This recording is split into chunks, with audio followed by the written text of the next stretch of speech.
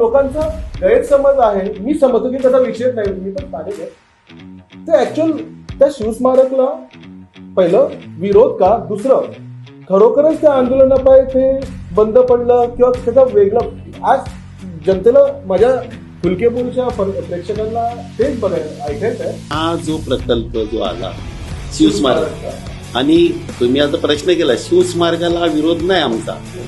आजही सांगतो, हे तुम्ही सगळ्यांनी सविस्तर ऐकून घ्या. शिवस्मारकाला विरोध करणं म्हणजे आम्ही जन्म घेऊन फुकट आहे.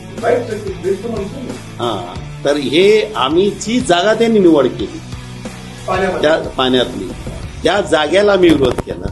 आम्ही त्यांना सांगितलं इथे जागा आहे नरीन पॉईंटला, तिथे नव्हतं. कारण काय, हेच तुम्हाला सांगतो,